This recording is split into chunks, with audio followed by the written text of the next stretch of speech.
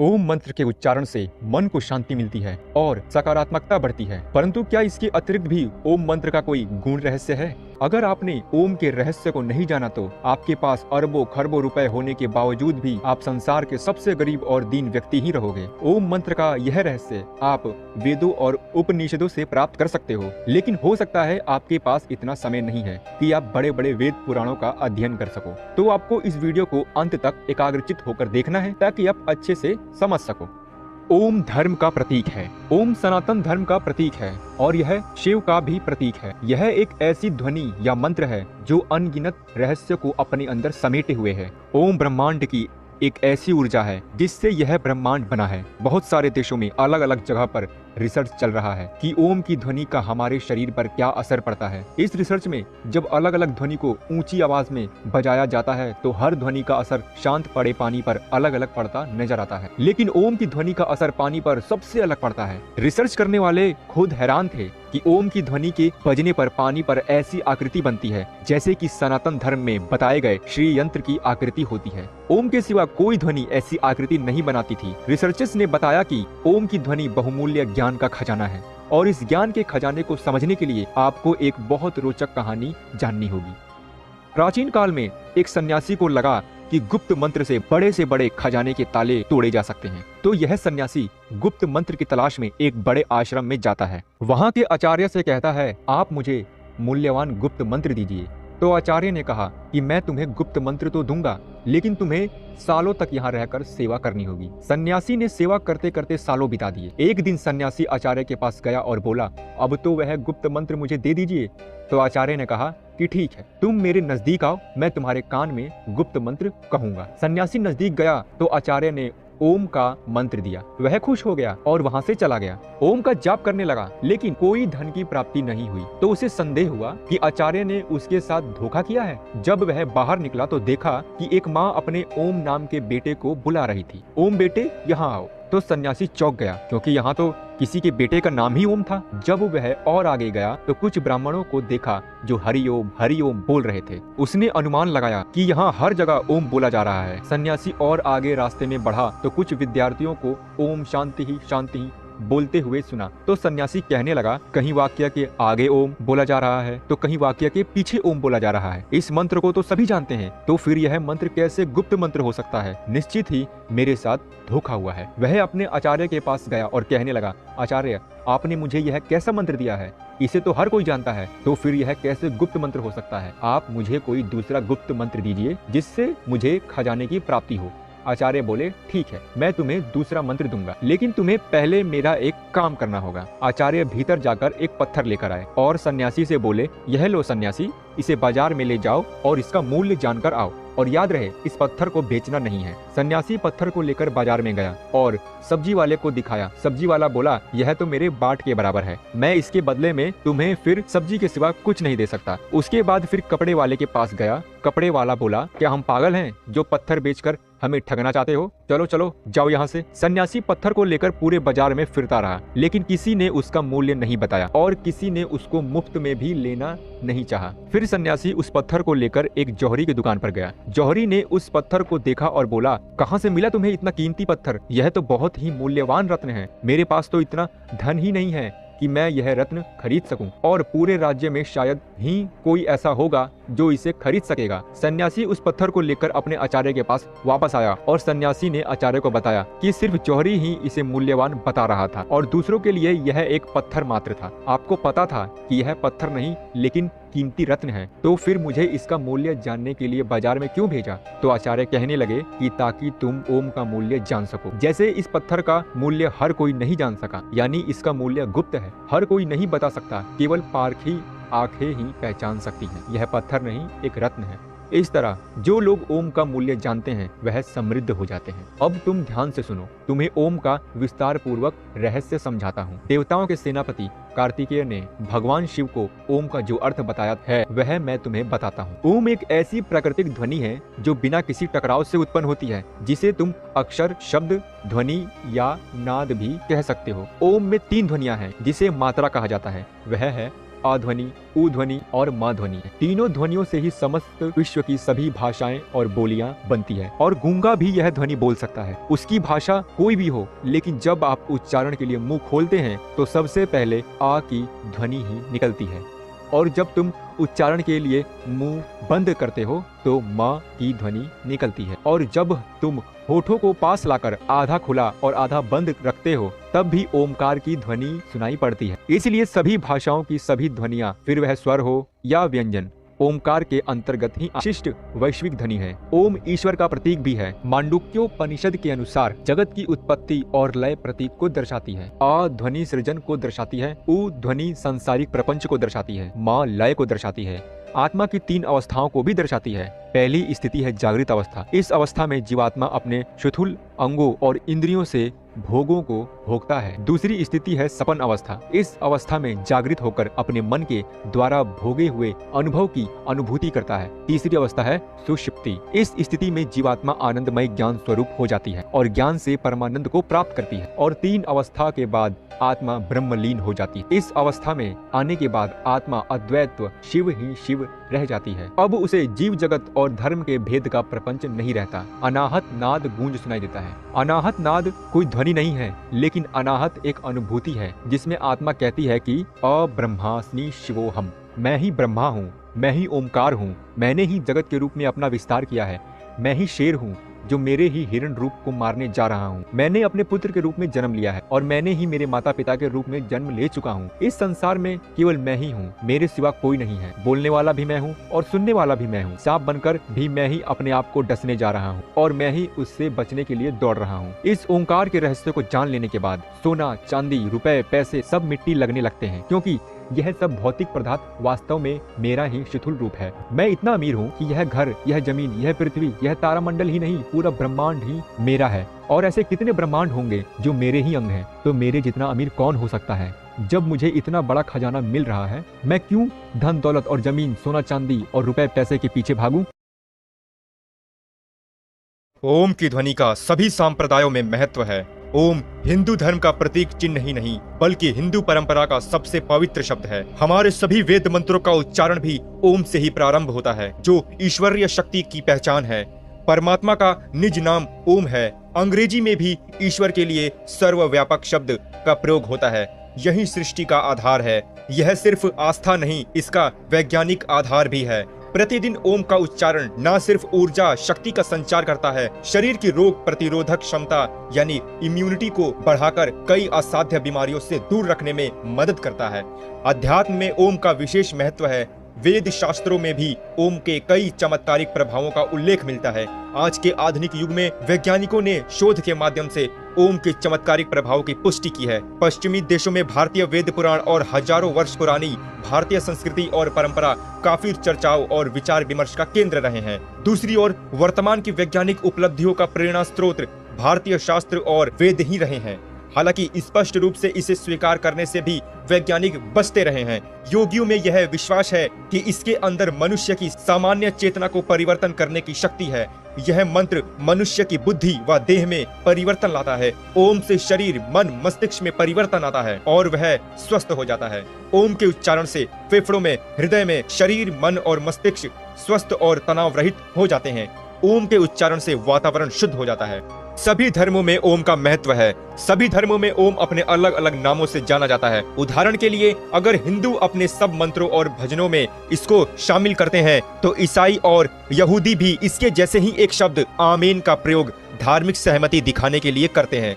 मुस्लिम इसको आमीन कहते हैं। बौद्ध इसे ओम मणिपद्म हुम कहकर प्रयोग करते हैं। सिख इसे एक ओमकार कहते हैं। अंग्रेजी में भी एक शब्द ओमनी आता है।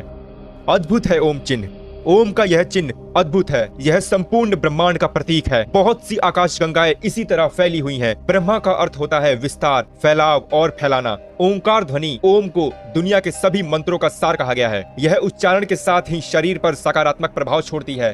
भारतीय सभ्यता के प्रारंभ से ही ओंकार ध्वनि के महत्व से सभी परिचित रहे हैं। शास्त्रों में ओंकार ध्वनि के 100 से अधिक अर्थ दिए गए हैं। यह अनादि और अनंत तथा निर्वाण की अवस्था का प्रतीक है।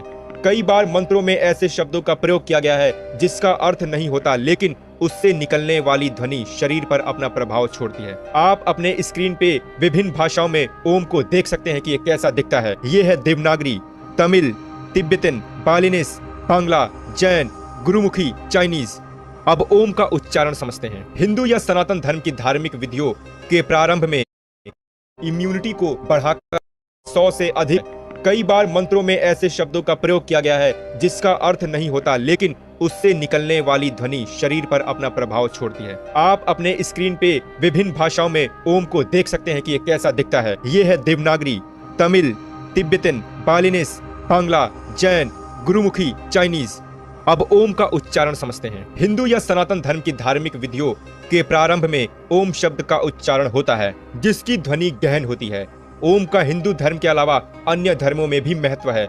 ओम को ओम कहा जाता है, उसमें भी बोलते वक्त ओ पर ज्यादा जोर होता है। इसे प्रणव मंत्र भी कहते हैं।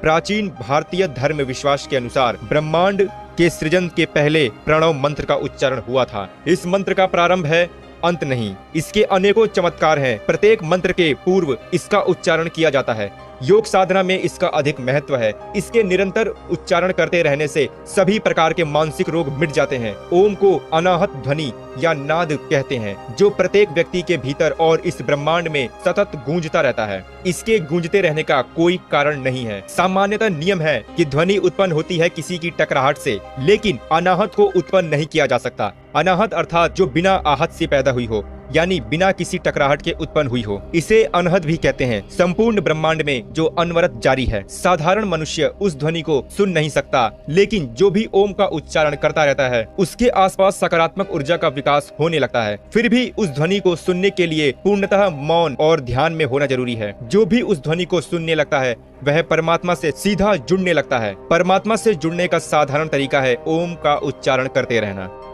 ओम का संपूर्ण लाभ लेने के लिए क्या करें? प्रातः उठकर ओंकार ध्वनि का उच्चारण करें। इससे शरीर और मन को एकाग्र करने में मदद मिलेगी। दिल की धड़कन और रक्त संचार व्यवस्थित होगा। ओम के साथ नमो शब्द के जुड़ने से मन और मस्तिष्क में नम्रता का भाव पैदा होता है। इससे सकारात्मक ऊर्जा तेजी से प्रवाहित होती है। ओम गम गणपतये नमः का उच्चारण विशेष रूप से शरीर और मन पर नियंत्रण रखने में सहायक होता है।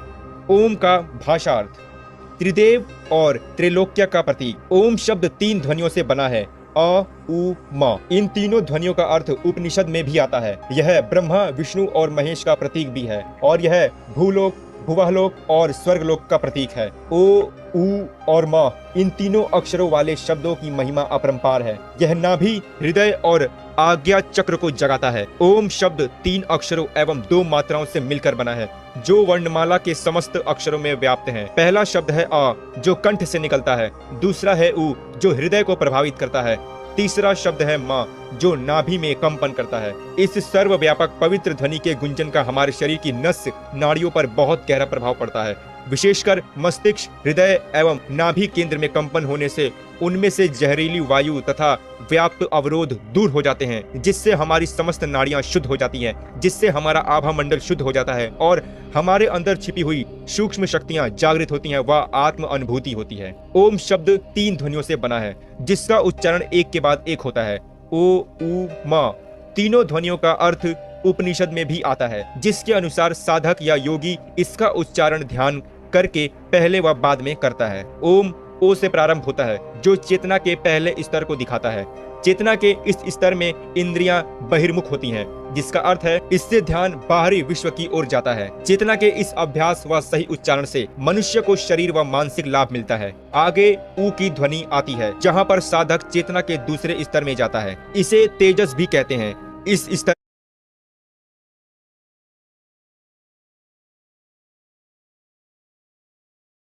मान आशा के बारे में सोचता है। इस स्तर पर अभ्यास करने पर जीवन की गुत्थियां सुलझती हैं व उसे आत्मज्ञान होने लगता है। वह जीवन को माया से अलग समझने लगता है। हृदय, मन, मस्तिष्क शांत हो जाता है। आखिर में आती है म ध्वनि। म ध्वनि के उच्चारण से चेतना के तृतीय स्तर का ज्ञान होता है, जिसे प्रज्ञा भी कहते हैं। इस स्तर में साधक सपनों से आगे निकल जाता है। वह चेतना शक्ति को देखता है। साधक स्वयं को संसार का एक भाग समझता है और इस अनंत शक्ति स्रोत से शक्ति लेता है। इसके द्वारा साक्षात्कार के मार्ग में भी जा सकते हैं। इससे साधक के शरीर, मन, मस्तिष्क के अंदर आश्चर्यजनक परिवर्तन आता है। शरीर, मन, मस्तिष्क शांत होकर तनाव रहित हो जाता है। ओम उच्चारण की विधि। प्राणायाम या कोई विशेष आसन करते वक्त इसका उच्चारण किया जा सकता है। केवल प्रणव साधना के लिए ओम का उच्चारण पद्मासन, अर्ध पद्मासन, सुखासन, वज्रासन में बैठकर कर सकते हैं। साधक बैठने में असमर्थ हो तो लेटकर भी इसका उच्चारण कर सकता है। इसका उच्चारण 5, 7, 10 या 21 बार अपनी सुविधा अनुसार कर सकते हैं। ओम उच्चारण से लाभ। संसार की समस्त ध्वनियों से अधिक शक्तिशाली, मोहक, दिव्य और सर्वश्रेष्ठ आनंद से युक्त नाद ब्रह्मा के स्वर से सभी प्रकार के रोग और शोक मिट जाते हैं। इससे हमारे शरीर की ऊर्जा संतुलन में आ जाती है। इसके संतुलन में आने पर मन शांत हो जाता है। दिल की धड़कन और रक्त संचार व्यवस्थित होती हैं। इससे शरीर और मन को एकाग्र करने में मदद मिलती है। व्यर्थ के मानसिक द्वंद्व, तनाव और नकारात्मक विचार मिटकर मन की शक्ति बढ़ती है। मन की शक्ति बढ़ने से संकल्प और आत्मविश्वास बढ़ता है। सम्मोहन साधकों के लिए इसका निरंतर जाप करना उत्तम है। बीमारी दूर भगाए। तंत्र योग में एकाक्षर मंत्रों का भी विशेष महत्व है। देवनागरी लिपि के प्रत्येक शब्द में अनुस्वार लगाकर उन्हें मंत्र का स्वरूप दिया गया है। उदाहरण के तौर पर कंग, खंग, गंग, घंग आदि। इसी तरह श्रींग, क्लींग, हिंग, हुम, फट आदि भी एकाक्षरी मंत्रों में गिने जाते हैं। सभी मंत्रों का उच्चारण जीभ, होठ, तालु, दांत, कंठ और फेफड़ों से निकलने वाली वायु के सम्मिलित प्रभाव से संभव होता है। ओम के उच्चारण के शारीरिक लाभ। अनेक बार ओम का उच्चारण करने से पूरा शरीर तनाव रहित हो जाता है। अगर आपको घबराहट या अधीरता होती है तो ओम के उच्चारण से उत्तम कुछ भी नहीं। यह शरीर के विषैले तत्वों को दूर करता है, अर्थात तनाव के कारण पैदा होने वाले द्रव्यों पर नियंत्रण रखता है। यह हृदय और खून के प्रवाह को संतुलित रखता है। इससे पाचन शक्ति तेज होती है। इससे शरीर में फिर से युवा अवस्था वाली स्फूर्ति का संचार होता है। थकान से बचने के लिए इससे उत्तम उपाय और कुछ नहीं। ओम के उच्चारण से मानसिक लाभ। जीवन जीने की शक्ति और दुनिया की चुनौतियों का सामना करने का अपूर्व साहस मिलता है। इसे करने वाले निराश और गुस्से को जानते ही नहीं। प्रकृति के साथ बेहतर तालमेल और नियंत्रण होता है। परिस्थितियों को पहले ही भांपने की शक्ति उत्पन्न होती है। आपके उत्तम व्यवहार से दूसरों के साथ संबंध उत्तम होते हैं। शत्रु भी मित्र हो जाते हैं। जीवन जीने का उद्देश्य पता चलता है, जो कि अधिकांश लोगों से ओझल रहता है। जीवन में फिर किसी बात का डर नहीं रहता। इसे करने वाला व्यक्ति जोश के साथ जीवन बिताता है और मृत्यु को भी ईश्वर की व्यवस्था समझकर हंसकर स्वीकार करता है। ओम का वैज्ञानिक महत्व। आइंस्टाइन यही कहकर गए हैं कि ब्रह्मांड फैल रहा है। आइंस्टाइन से पहले भगवान महावीर ने कहा था। महावीर से पहले वेदों में इसका उल्लेख मिलता है। महावीर ने वेदों को पढ़कर नहीं कहा, उन्होंने तो ध्यान की अतल गहराइयों में उतरकर देखा तब कहा।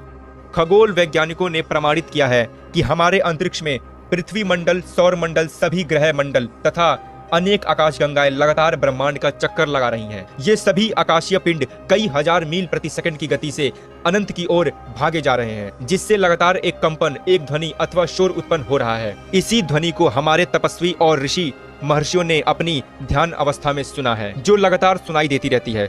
शरीर के भीतर भी और बाहर भी, हर कहीं वही ध्वनि निरंतर जारी है और उसे सुनते रहने से मन और आत्मा शांति महसूस करती है। तो उन्होंने उस ध्वनि को नाम दिया ब्रह्मानाद अथवा ओम, यानी अंतरिक्ष में होने वाला मधुर गीत ओम ही अनादिकाल से अनंत काल तक ब्रह्मांड में व्याप्त है। ओम की ध्वनि या नाद ब्रह्मांड में प्राकृतिक ऊर्जा के रूप में फैला हुआ है। जब हम अपने मुख से एक ही सांस में ओम का उच्चारण मस्तिष्क ध्वनि अनुनाद तकनीक से करते हैं तो मानव शरीर को अनेक लाभ होते हैं। मैं इतना समर्थ नहीं हूं कि ओम का संपूर्ण रहस्य समझा सकूं, फिर भी मैंने अपनी तरफ से पूरी कोशिश की है। अगर आपको इस वीडियो में कहीं भी कोई कमी या गलती दिखी हो तो उसके लिए मैं माफी मांगता हूं। फिलहाल इस वीडियो में इतना ही। मिलते हैं किसी नए वीडियो में। ऐसे ही और भी नए वीडियोस देखने के लिए इस चैनल को जरूर सब्सक्राइब करें। इस वीडियो में अपना कीमती समय देने के लिए आपका बहुत बहुत धन्यवाद।